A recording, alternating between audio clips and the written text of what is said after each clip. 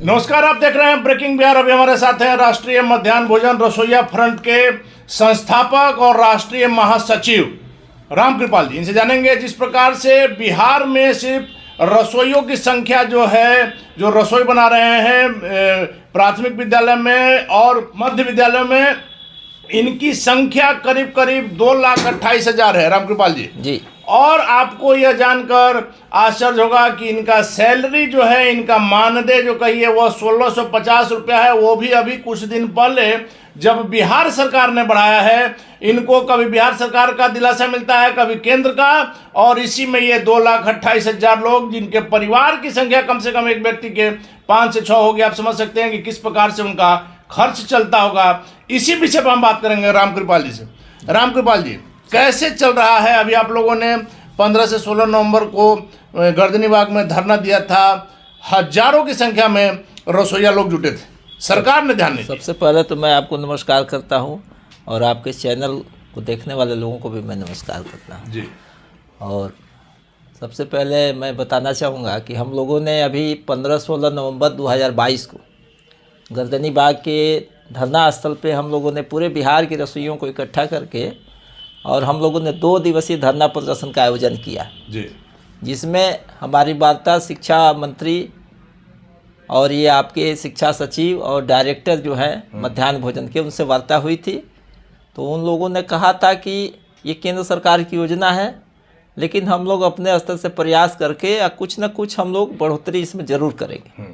और आप लोगों को मानदेय में बढ़ोतरी फरवरी 2023 तक किया जाएगा। लेकिन अभी हम लोग 1 तारीख को माननीय उप मुख्यमंत्री तेजस्वी यादव से भी मिले थे। उन्होंने भी आश्वासन दिया। माननीय शिक्षा मंत्री आलोक मेहता से भी हम लोगों ने, उनका कार्यक्रम था ये बापू सभागार में 1 तारीख को, और उसमें हम लोग मिले थे, जाके ज्ञापन भी दिए थे। आश्वासन मिला था कि कुछ ना कुछ किया जाएगा इस महीने में। लेकिन अभी तक 1 से अभी तक 15 तारीख हो गया, लेकिन अभी तक सरकार की तरफ से कोई प्रक्रिया नहीं आई है, जिससे हम लोगों के मन में, रसोइयों के मन में निराशा है। 2,28,000 जो है ये तो आंकड़ा है रसोइयों की जी। हर हर रसोइया के परिवार में कम से कम 5 से 6 सदस्य होंगे, इस बात से आप इनकार नहीं कर सकते हैं। तो अगर देखा जाए तो 10 लाख से ज़्यादा की संख्या हो जा रही है, जो कि अगर कुछ इनकी सैलरी में बढ़ोतरी होती है तो सीधा सीधी 10 लाख लोगों को फायदा होगा। और एक सवाल इसमें है कि इनमें किस जाति की संख्या ज़्यादा है रसोई? इसमें सबसे पहले तो मैं बता देना चाहता हूं कि मध्याह्न भोजन योजना में 70% के करीब अनुसूचित जाति के लोग हैं। अनुसूचित जात, अनुसूचित जनजात, करीब करीब 26 से 27% पिछड़े समाज के लोग हैं और 2% के करीब इसमें सामान्य जाति के भी लोग कार्यरत हैं। मतलब सामान्य जाति की संख्या कम है, पिछड़ी जातियों की संख्या। आपको लगेगा कि हमने जाति की बात क्यों कही, उसको हम स्पष्ट कर देना चाहते हैं कि जाति की संख्या इसलिए कि बिहार में, देश में जो जाति की जो स्थिति है, जब जाति की जनगणना हो रही है, वैसे में जब 10 लाख लोग इससे प्रभावित हो रहे हैं, जो नेता लोग बड़ी बड़ी बातें करते हैं, खास करके पिछड़ी जाति को लेकर के जो राजनीति होती है, उन्हें एकजुट करने की जो बात होती है, कहाँ गए नेताओं के वो बात कि इन पिछड़ी जातियों को, जिनकी संख्या कई लाख में है, इनकी तरफ सरकार का ध्यान क्यों नहीं जा रहा है? रामकृपाल जी, आप मानेंगे ना कि बिहार में जाति से अलग राजनीति नहीं हो सकती? जी जी। वैसे में क्या सरकार कर रही है? ये पिछड़े दलित के जितने भी नेता हैं ना, खास तौर से मैं नाम नहीं लेना चाहूँगा जी, लेकिन ज़्यादातर ये अपनी कुर्सी बचाने के चक्कर में कुर्सी की लड़ाई लड़ रहे हैं। इनको आम जनमानस से कोई लेना देना नहीं है, बहुत ज़्यादा लेना देना नहीं है। नहीं तो हम लोगों ने अभी देखिए, सपा की सरकार जो उत्तर प्रदेश में थी 2012 के बाद, हम लोगों ने जाके अखिलेश यादव से मुलाकात की थी। लखनऊ में धरना, दारुल सफ़ा में धरना प्रदर्शन भी हम लोगों ने किया था। लेकिन सपा सरकार ने उस समय, आदरणीय मुख्यमंत्री अखिलेश यादव जी थे, लेकिन हमारी बातों को उन लोगों ने अनसुना कर दिया। हमारे बलिया, गृह जिला बलिया के शिक्षा मंत्री श्री राम गोविंद चौधरी जी थे, उनसे हम घर पे जाके मिलते थे, लेकिन एक ही बात कहते थे कि ये केंद्र सरकार की योजना है, हम लोग इसमें क्या कर सकते हैं। केंद्र सरकार की योजना में श्रेय लेने में अपना बात करिएगा। तो हम खास तौर से उन दलित पिछड़े नेताओं से आग्रह करना चाहूँगा कि अब अपनी कुर्सी का मोह छोड़ करके और दलित पिछड़ों की आप भलाई करना चाहते हो तो गरीबों की जो योजनाएं चल रही हैं, जैसे मिड डे मील योजना है, जी, आंगनबाड़ी योजना है, मनरेगा योजना है, इसमें तमाम तरह के दलित पिछड़े ही ज़्यादातर कार्यरत हैं। इसमें सामान्य जाति के इक्का दुक्का लोग हैं, गिनती के लोग हैं, गिने चुने लोग हैं। तो मैं आग्रह करना चाहूँगा कि आप सत्ता में आते हो, अगर सत्ता में हो, विधायक हो, सांसद हो, मंत्री हो, तो कम से कम इनकी बात सदन में करो, सड़क पे करो, सदन में करो, तभी तुम्हारी राजनीति चल पाएगी। नहीं तो धीरे धीरे जो कुर्सी के लालच में पड़े हैं हम ये सब खत्म हो हम जाएगा। बहुत पीछे नहीं जाएंगे। अभी अगर एक आध दशक पीछे जा रहे हैं तो देखिएगा कि मुख्यमंत्री नीतीश कुमार की सरकार है, बीच बीच में बीजेपी भी साथ रही, आरजेडी भी साथ रही। मुख्यमंत्री नीतीश कुमार, लालू प्रसाद यादव, बीजेपी सभी पिछड़ों के हितैषी होने की बात करते हैं, लेकिन आप लोग के साथ किसी पार्टी ने कोई न्याय किया नहीं, हमारे साथ किसी पार्टी ने न्याय नहीं किया। और हम लोगों ने हर जगह हम लोगों ने अपना माथा टेका, दरवाजा खटखटाया सभी का दरवाजा खटखटाया, चाहे वो बीजेपी हो, कांग्रेस हो, आरजेडी हो, जदयू हो, चाहे हर जगह हम लोगों ने जाके अपना मांग पत्र रखा, निवेदन किया, लेकिन अभी तक कोई ठोस जो होना चाहिए अभी तक मिल नहीं पाया है, जिससे रसोइयों को मन में जो निराशा है। आपका हक है वो अभी तक मिल नहीं पाया है। लाख जो है आपके हितैषी होने की सरकार के विपक्ष के लोग दावा करें। जी, हम लोगों ने 2018 में माननीय उच्च न्यायालय पटना में एक याचिका भी लगाया था न्यूनतम मजदूरी को लेकर के, जिसमें माननीय उच्च न्यायालय ने 30 सितंबर 2022 को एक आदेश पारित किया है कि कम से कम इन रसोइयों को 7,000 महीना मिलना चाहिए, कम से कम।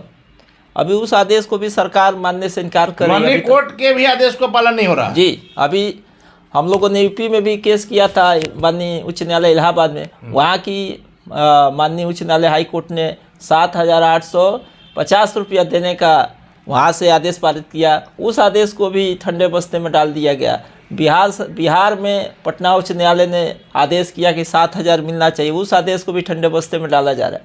तो ये घोर अन्याय है रसोइयों के साथ, और ये धीरे धीरे आग की तरह सुलग रहा है, और इसको लेकर के रसोइयों में गुस्सा है। तो आप समझ सकते हैं कि जब माननीय कोर्ट ने भी मिनिमम 7,000 तय कर दिया, 2022 की बात है, कोर्ट के भी आदेश को पालन नहीं किया जा रहा है, और तमाम पार्टियां, बीजेपी हो, जदयू हो, आरजेडी हो, कांग्रेस हो, पिछड़े के हितैषी होने का दावा करती है। और सच्चाई क्या है यह सामने इलेक्शन आने वाला है जी। रामकृपाल जी, लोकसभा का भी चुनाव है 2024 में, उसके बाद बिहार विधानसभा का चुनाव है। आप लोग का अगला कदम क्या होगा? हम लोग का अगला कदम है कि अगर हमारी मांगे जो हमारी जायज़ मांगे हैं, हम लोग बहुत नाजायज़ मांगे नहीं है, हम लोग की बिल्कुल जायज़ और सटीक मांग है। हम लोग बहुत ज़्यादा पैसे की मांग नहीं कर रहे। 7,000 तो कम से कम होना ही चाहिए। कम से कम जो कोर्ट ने माननीय उच्च न्यायालय ने आदेश किया है, कम से कम उतना तो मिलना ही चाहिए।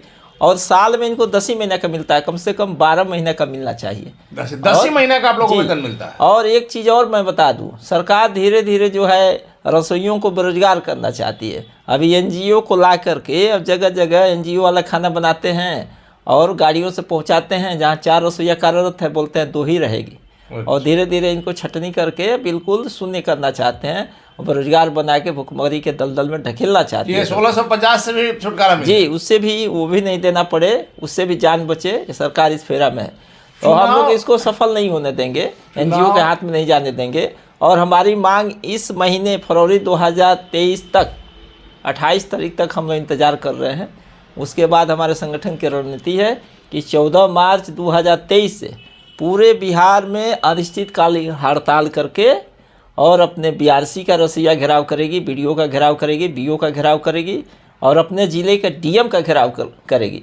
और सारा घेराव करते हुए 27, 28, 29 मार्च को गर्दनी बाग पटना में घेरा डालो, डेरा डालो, महापड़ाव धरना प्रदर्शन फिर से गर्दनी बाग में शुरू करेंगे जी। चलिए, आखिरी सवाल मेरा यही है रामकृपाल जी कि इस बार जो फिर नेता लोग आप लोग के पास आएंगे, क्योंकि आपकी संख्या काफ़ी ज़्यादा है, वैसे में आप लोग का वोट का आधार क्या रहेगा इस पर? हम लोग वोट उसी को देंगे जो एक नेता हम लोग को, जो विधायक का चुनाव लड़ेगा या एमपी का चुनाव लड़ेगा। हमारे रसोइया बहनों को एक हम लोग पेपर देंगे, शपथ पत्र बनवा के दे कि हम जीतेंगे या हमको आप वोट देंगे तो हम आपके लिए जाके ये काम कर देंगे, तभी वोट देंगे। रामकृपाल जी, आपने कहा कि आप लोग सभी दरवाजे पर गए जी। अभी के समय में बिहार में युवा में तेजस्वी यादव हैं, चिराग पासवान है। चिराग पासवान लगातार बिहारी फर्स्ट की बातें करते हैं। क्या उनसे, चूंकि किसी भी तरह की कोई बात रहती है तो सबसे पहले चिराग पासवान बिहार में पहुंचते हैं, क्या उनसे आप लोगों ने अपनी समस्या जा करके बताई? जी, हम लोगों ने समस्या बताई थी। और उन्होंने तुरंत अपने लेटर पैड पे माननीय मुख्यमंत्री, माननीय प्रधानमंत्री क्या हमारी मांगों को अपने हिसाब से उन्होंने लिख के भेजा, चिट्ठी भेजा। इसके लिए मैं धन्यवाद देता हूँ। क्या लगता है चिराग पासवान आपकी समस्या का समाधान कर पाएंगे? जी, चिराग पासवान जी समस्या का समाधान कर पाएंगे, लेकिन उनको हमारी बातों को सदन में उठानी चाहिए, सड़क पर उठानी चाहिए और आदरणीय प्रधानमंत्री नरेंद्र मोदी से मिलकर और रसोइयों की पीड़ा को साझा करना चाहिए, बताना चाहिए। और बिहार में बहुत बड़ा वोट बैंक है एक, और अगर इनका काम होता है तो निश्चित तौर पे माननीय चिराग पासवान जी को लाभ होगा। लाभ हो। चलिए, धन्यवाद आपका। तो ये थे हमारे साथ राष्ट्रीय मध्याह्न भोजन रसोइया फ्रंट के संस्थापक, राष्ट्रीय महासचिव रामकृपाल जी, जिनका साफ तौर पर कहना है कि जो हम लोगों का साथ देगा, जो हमारा वेतन माननीय कोर्ट ने जो तय किया है उस पर करेगा, उसी को वोट देंगे। तमाम खास करके बिहार की उन पार्टियों के लिए खतरे की घंटी है जो गरीबों के, पिछड़ों के हितैषी होने का दावा करते हैं। यहां सीधा सीधी 10 लाख लोग इससे प्रभावित हो रहे हैं। आगामी आने वाले दिनों में सरकार का फैसला रसोइया फ्रंट के लिए क्या रहेगा, देखने वाली बात होगी। फिलहाल आप बने रहे ब्रेकिंग न्यूज़।